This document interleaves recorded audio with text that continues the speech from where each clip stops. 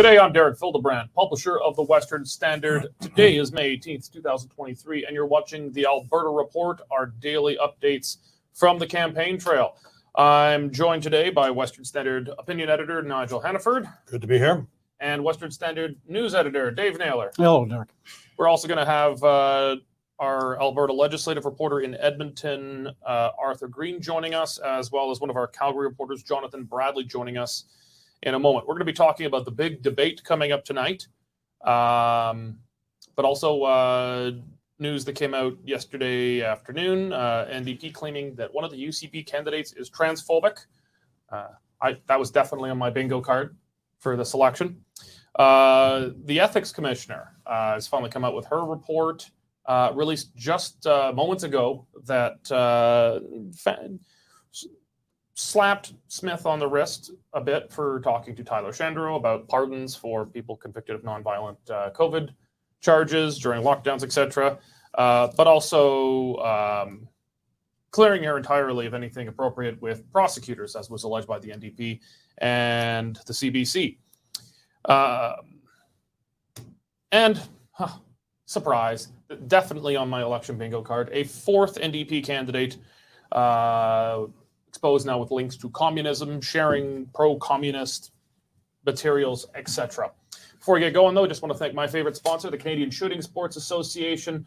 The Canadian Shooting Sports Association is Canada's leading firearms rights group. If you are a firearms owner in Canada, you need to be a member of it, standing together with other firearms owners to defend your right to own, purchase, and safely use firearms in Canada. Go to cssa-cila.org or do what I do, Google them, and click on membership. Join today.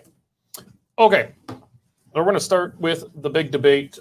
We talked about this yesterday, but this is such a pivotal moment, normally in every campaign. At least we look towards it. Sometimes it's of consequence. Most of the time, I'd say 2 out of 3 debates, not much really happens. Dave, what are we expecting today? I think there might be some fireworks. These are two leaders that do not like each other. You've seen Danielle Smith trot out one of her lines that she'll be using tonight already, that Rachel Notley was the worst premier in Alberta history. And the NDP's got some fresh ammunition from the ethics commissioner. So it'll be a good one, I hope. Nigel, what do you think the main points from that Notley is going to try and score? She's probably going to bring up the ethics thing because that was just today. Mm-hmm. Although we're going to get into that in a bit, so without getting into the substance of it, but she'll probably throw that up.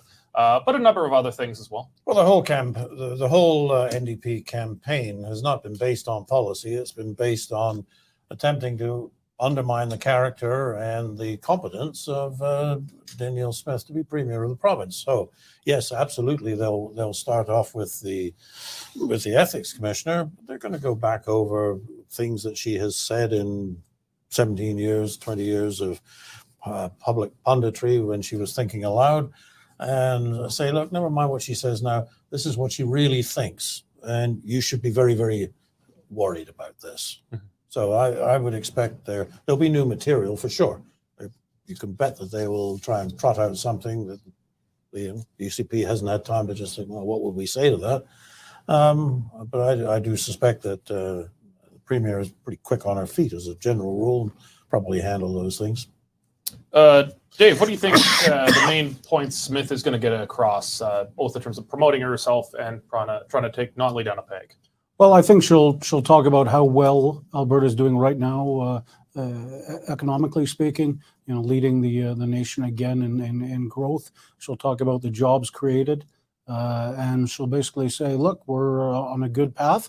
Do you want to go back to the what she will call the horrible policies of Rachel Notley, where she'll say hundreds of thousands of jobs were lost?" So it's she'll predict a good future or a dark path under Notley.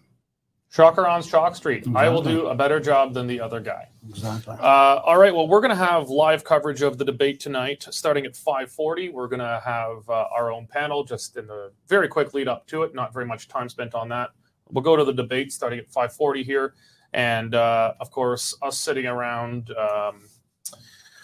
prognosticating and analyzing and giving our 2 cents after the debate, if people care to hear what we have to say. Maybe they do, maybe they don't. But at the very least, make sure you tune in at 5:40 Mountain Standard Time, watching the big leaders debate tonight with the race so close.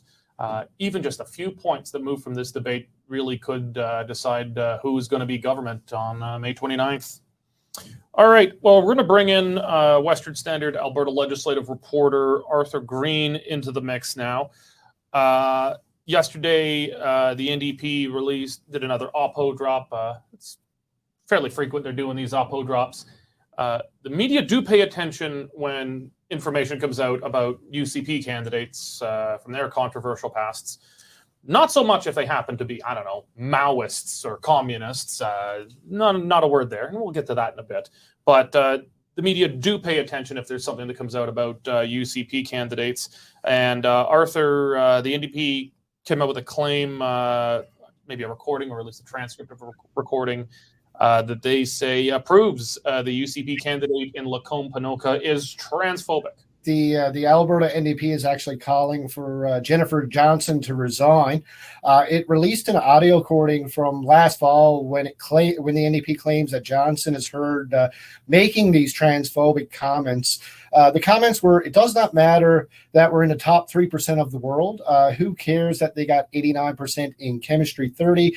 Who cares that they're entering post-secondary if they're chemically castrated?" Johnson said in the recording, while implying that grades don't matter if children are mutilated. The NDP then claimed Johnson was talking about Alberta's high test scores, how they don't matter because students are transgender. In the conversation, she says, "Enjoy the cookies. I only put a teaspoon of poop in them, but it doesn't matter because it's only a teaspoon in the whole batch." The NDP claimed Johnson said this, which is comparing trans people to mixing a teaspoon of feces into a batched bake of goods. The comments were made by Johnson at a Western Unity Group forum last September. Okay, so what I'm trying to get a sense of, I think what you were saying, at least in the first part, the way I'm reading this, Nigel, is that she, I think, is trying to make the point, probably pretty clumsily, but trying to make the point that someone can be performing well in school, but if gender ideology is leading them to go down the road of transition, we're screwing the kid up. I think that's what she was saying. I think that's what she's trying to say. Where you get into the mixing flecks of poop in. I confess I don't get that. But I don't get that. But I do think that what she was saying, she's speaking for a lot of people when she says it doesn't matter how good your education system is in turning out people with qualifications, if at the same time you're turning them out to be unsure of themselves to the point that they would be wanting puberty blockers. This is not doing kids a service. If adults want to change sex when they're old enough, that's a different discussion. Mm-hmm. But the education system should not be proud of the fact that it is counseling children, some as young as 8 or 9, I'm told, but certainly in their teens. Are they sure they're the right sex? We can help you, If she is reacting to that, I think she is speaking for the vast majority of people. So, Nigel, she is a little clear on that part, but when you get her comments about poop in the cookie batter, at an absolute bare minimum, a weird, clumsy way of making a point. This has been interpreted by the Calgary Herald, the NDP, CBC as meaning that if you have transgender kids in a school, it is essentially tainting the school, tainting their test results. I don't think that's what she was saying. I think she was talking about the gender ideology of things, tainting the outcomes of education. I don't, but maybe I'm wrong because it's very confusing. No, I think you're right. Keep in mind, she says she was talking about American kids. But even that's what she says. yeah, that's what she says. But even if she wasn't, I think, as you and Nigel both say, she probably makes a decent point. I think obviously the NDP are going to put their spin on it. Is it a big deal in the election? No, it's not. It's not going to change anybody's vote. I'm not sure though, because I mean, you're almost, a conservative is not going to get the most charitable reading of their comment, and because their comment is so muddled and confused, they're definitely not going to get the most charitable reading of it. I think they're clearly getting the least possible charitable read of it. I know Calgary Herald columnist Don Braid, I think his reading of it was that she's saying transgendered students are shit, that they are feces and are tainting our schools. I don't think that's what this person was saying. If they were saying that, that would clearly be hateful and certainly a fireable offense. I don't think that's what they were saying, but that's the way the media is taking. That was certainly the NDP's spin they were putting on it, and it's certainly the way the media is taking it up. So I don't know, Arthur. Any sign that this is having any impact on the campaign trail?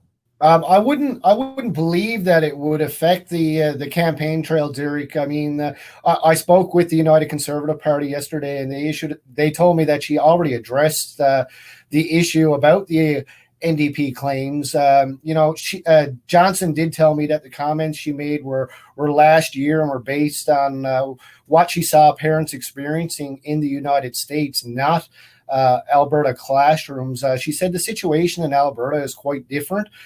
For example, if parents are concerned about content in classrooms, there is a process that can be followed with the school division and ultimately could go to the teaching profession commissioner if there was a serious issue. So Johnson, she says that she's talking about the U.S. and not Alberta classrooms. I'm willing to give a granted charitable reading that she was not comparing trans kids to feces, although I'm not really buying that she was talking about the United States. There clearly are these issues in Alberta and Canadian schools. They're different flavors, and some of the information we've received about this stuff has turned out to not be true. Some of this is just alarmist and kind of just the telephone game. But I'm not really believing that this was about the United States part. But I'm also not going to take the other side that she was saying trans kids are feces. I think that was a bit off. Arthur, not long ago, the ethics commissioner released her report into complaints made by the NDP against UCP leader Danielle Smith, alleging that it was inappropriate for her to speak to Justice Minister Tyler Shandro, but also repeating the claims made by the CBC that Danielle Smith had directly interfered with justice by contacting Crown prosecutors, trying to get them to drop cases against non-violent charges relating to people breaking, mandates and lockdowns and things like that. Tell us what the report says. Basically, the report says that Premier Smith contravened in the Conflicts of Interest Act in her interaction with the Justice Minister. Also, Smith says that the report actually confirms that CBC and the NDP lied in regarding to Crown prosecutor contact. Smith was basically cleared of all the allegations made by the CBC and the NDP, and her office contacted the Crowns about the case, but there was no recommendations made with respect to sanctions against the Premier. But the ethics commissioner says she reserves the right to make recommendations to the Legislative Assembly once it's back in session.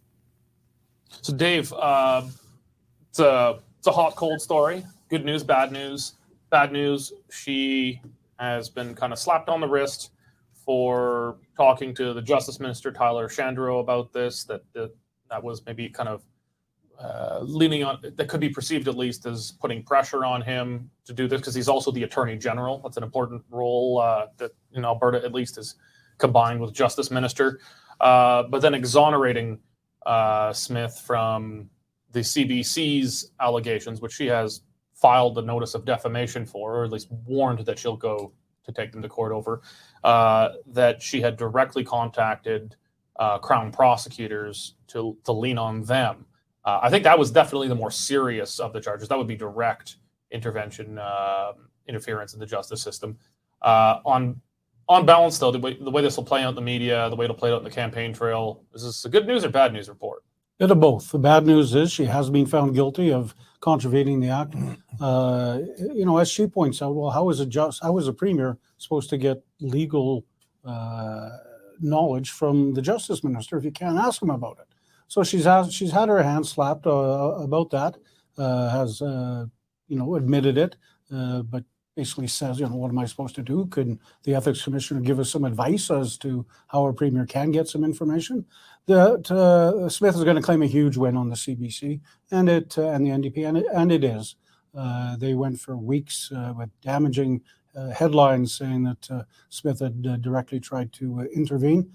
She's been cleared. She's demanded an immediate retraction and apology, or she will continue on with the case if that's what her counsel wants. So I think it's a minor loss and a bigger victory. Nigel, it's she had never denied meeting or speaking with Tyler Shandro, the Justice Minister and Attorney General, about this. That's right. Mm-hmm. So I suppose it's just a judgment that the Ethics Commissioner says that was inappropriate. Okay. But that's not new information that we've learned. I guess what we have learned is that, at least in the Ethics Commissioner's opinion from the investigation, that she did not directly contact and lean on the Crown prosecutors. And that was definitely, I think the bigger one. We already knew. She already said, yeah, of course I talked to Tyler Shandro. That was very open. But then there's the Crown prosecutors one. Do you think with this, now that this doesn't mean definitively that she didn't, but means that in the investigation found that she didn't? Well, I think we have to sort of go with what the investigation says. So Smith is claiming victory here. Of course, like everyone's always going to put the most positive spin on things possible. If it's about you, if it's about your opponent, you're always going to put the most negative spin on things possible. How do you think this is going to impact the campaign, especially considering the debate is this evening? Oh, I think it'll be a factor in the debate this evening, absolutely, because it's so fresh off the pot and most people haven't had a chance to consider it. In the end, if the UCP plays its hand right, this is kind of inside baseball stuff. These kinds of scandals hadn't hurt the Prime Minister. Lord knows, what is he up to, 6 ethical violations now? And I don't think in the long term it's going to hurt Smith, especially when she can say, look, I have a justice minister to get advice from. I went to him to get advice. What did I do wrong? That's going to be a fairly convincing for most people who aren't into this in a serious way. So the issues that she's got to sell are a strong economy, jobs, prosperity, freedom. And that's what's going to get her elected. The NDP will obviously try to represent this as a terrible lapse of character and judgment. Well, good luck. They will do that. But I don't think the public in the end is going to care about this nearly as much as what are you going to do for me if we re-elect you? Mm-hmm. Okay, thank you for joining us, Arthur. We're going to turn now towards our latest installment of NDP communist or communist-affiliated candidates. We're going to bring in Western Standard Calgary reporter Jonathan Bradley here. Jonathan, you've just been busy over the last week and a half or so, looking under every bed for a red. We've had one who marched at the head of a Communist Party of Canada parade, others who shared material from Chairman Mao, whose death toll is charitably probably 40 million murdered one way or another. Others sharing other things. But you've now got, let's turn now, what's behind door number, NDP candidate number 4, Jonathan? What's behind red door number 4 is Alberta NDP candidate Jody Callahoo-Stonehouse, and she's running in Edmonton-Rutherford. And Callahoo-Stonehouse linked to a statement on Facebook about communism being on the horizon and queer Indigenous feminism being the way.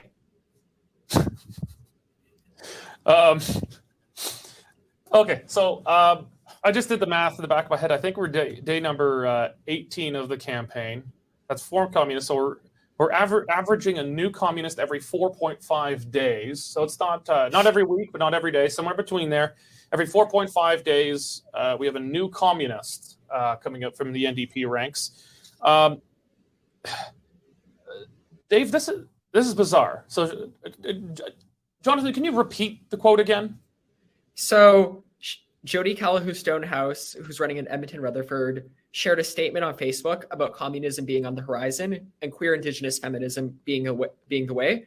And the statement involves the Red Nation, which is the group that put up this statement, declaring that they stand with and move with people as they move with the earth.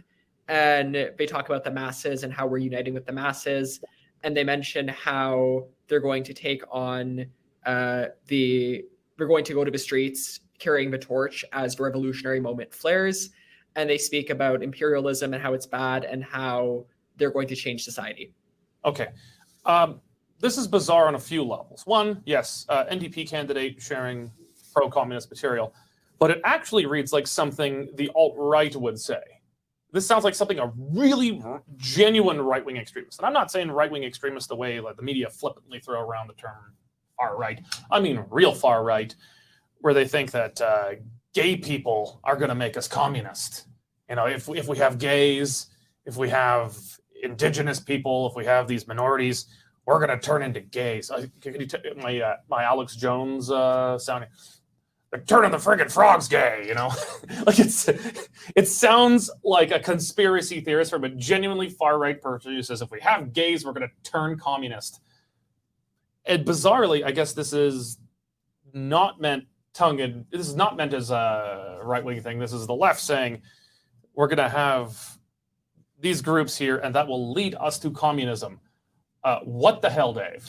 It's wacky world. It's it sounds like this world of tiki torches and them marching over the hill. Yeah, except it's the other guy. It's the other guy saying the same thing. Exactly. I don't know. The highest point in Calgary, Nose Hill. If you look over it, you can't see any communism coming in this province. It's a stupid thing to say. It's a stupid thing to retweet. But yeah, I mean, this time next week, we're going to need two hands to count the number of communist NDP candidates. Right, they're going, yeah. Just, it was one every 4.5 days. Nigel, do gays and Indigenous people lead to communism? Communist dialectics, Derek, as you well know, says that you use whatever is to hand if it makes the point that you want to make and moves people in the direction. So they can probably make that work if they want to. But as soon as they got where they want, they'll dump that like very quickly. The stunning thing about this is people are always going around looking up what you said on Facebook 10 years ago, what you tweeted out in the middle of the night once when you were angry, and say, there, you see. Well, I don't honestly say that because somebody puts up a picture of Karl Marx, that he's actually a communist, a card-carrying communist. Mm-hmm. But you do tend to put up what you identify with. And why would you want to identify with a movement that in the 20th century killed probably 100 million people in Russia and in China and in various other places? Like, what is the sentimental appeal? If you actually are attracted to that and you are also a candidate for a political party, I'm not voting for you. And I don't know why anybody would. That's where these people have gone around the bend. Yeah, we're not talking, certainly the Russia and the China stuff is history now. Yeah. But look at Venezuela. That's modern times. And their country went from being okay to being in the toilet because of communism. But these NDP candidates, it doesn't seem to faze them. Well, Rod Loyola, we've said here several times, had a weird kind of communist prayer made to Hugo Chavez after he died. It's a fair point, a very good point, Nigel, that, just because someone said something on their social media history shouldn't necessarily define them. Both sides are going to try and dig around for stuff. Won't belabor the point, but, the NDP can release an audio recording of a UCP candidate having a fart in a public washroom 10 years ago, and that makes front page news. But this stuff never makes any. But even if they did become a big deal, I think it'd be fine if you just have to say, look, I was dumb. I had some dumb ideas. That was a while ago. I've moved on. I denounce this ideology, which murdered approximately 100 million people in the last century. And I'd say, okay. Yeah. I mean, I'd be still a little suspicious of anyone who ever supported communism at any time, but I could move on from that. That'd be okay. At least denounce it and move on. But we haven't had a single denunciation from either of these four candidates or by the NDP itself to say, I am not a communist and I denounce communism. Yeah. Nothing. We keep putting, again, you can't tell everything from the wristwatch that a person wears, but if you wear a Che Guevara wristwatch, what are you actually saying? I guess I like Che Guevara. That could be the only interpretation that you got. I'll admit, Rachel Notley's got one. I admit I listen to Rage Against the Machine from time to time, but it does not make me a communist. Mm-hmm. But wearing the watch or sharing it, right, communist material is probably a step above. Yeah. Okay, well, we're going to wrap it up there. Thank you, Jonathan, for joining us, Nigel, Dave, and thank all of you for joining us today. If you're not yet a member of the Western Standard, go to westernstandard.news right now. Click on membership. It's only $10 a month or $100 a year to get unlimited access to all Western Standard content and the best, most in-depth coverage of the election in Alberta. Thank you very much for joining us today, and God bless. The current Lethbridge feed grain prices are as follows. Cash barley's at $4.05, feed wheat's also at $4.05, and corn's unchanged at $3.88 per metric ton. In the milling wheat markets, July Minneapolis futures lost 29 3/4 cents at $8.30, with local hard red spring bids for May movement at $10.30 per bushel. In the oil seeds, nearby canola futures are down $5.80 at $708.30 per ton, with delivered values for May movement at $16.06 per bushel. In the pulse markets, nearby red lentils are trading at 34 cents a pound, and yellow peas are holding at $11.25 per bushel. In the cattle markets, June live cattle are off 17 cents at $164.65 per 100 weight. For more information on grain marketing, call me at 403-394-1711. I'm Sean Smith from Marketplace Commodities, accurate real-time marketing information and pricing options. Canadian Shooting Sports Association. Without the CSSA, our gun rights would have been taken long ago. These guys are on the front lines helping to draft smart and intelligent firearms regulations and legislation in Canada, and more importantly, educating the public about how we keep guns out of the hands of the wrong people. To become a member, it's absolutely worth every penny. You can become a Western Standard member for just $10 a month or $99 a year for unlimited access